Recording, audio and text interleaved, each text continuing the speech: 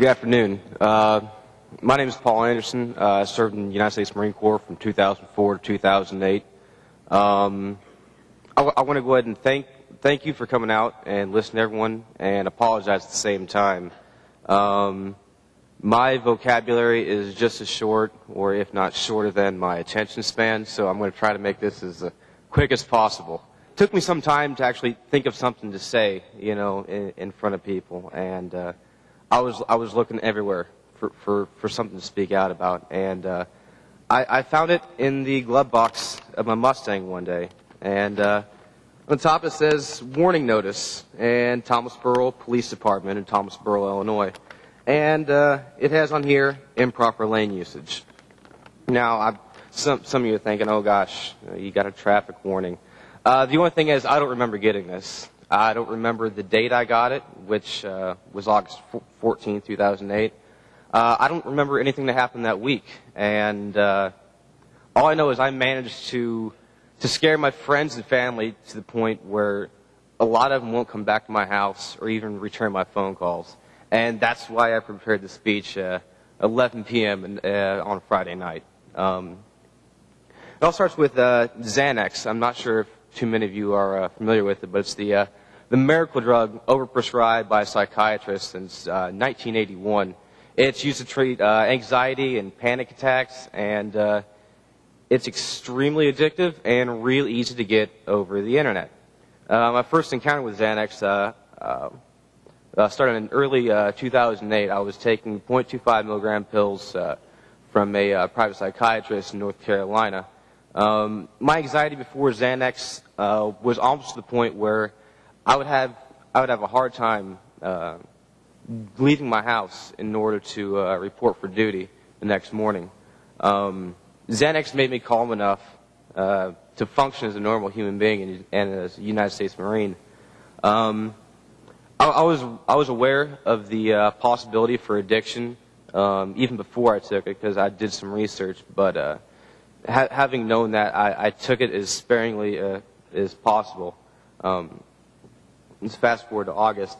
Until August, I managed to keep my anxiety and panic attacks under control. I'm not sure what triggered it, but I was bound by fear to the steps of my own apartment. I could go to my car, go to the gas station, get cigarettes, and hurry home, and that would take a lot out of me.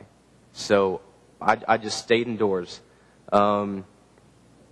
So I went back to Xanax, and instead of getting the 0.25 milligram pills, I actually ordered Xanax off the internet from Venezuela for, I had the 2 milligram pills. They call them monkey bars.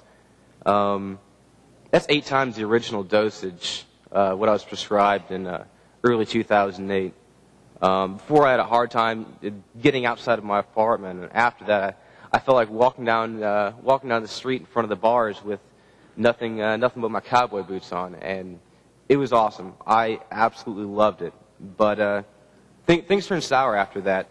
Instead of 1 2 milligram tabs, I took 2, and then I took 4. And at the height of my addiction, I ended up taking 60 milligrams, which is 240 times my original dose of Xanax, and that's basically all I can remember. And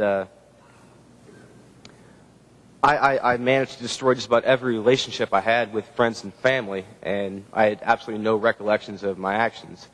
After hearing stories from my roommates and my friends, I quit Xanax cold turkey. And I want to go ahead and throw out a couple names here. Mike Mokowski. He was on the phone with me when I was coming down from it. Same for Martin Smith. I want to thank you all for being there and showing that you cared. That really means a lot to me. But after Xanax, I went straight to alcohol, and it's not a very good choice. But A, it's legal, and B, it's a little bit more socially acceptable.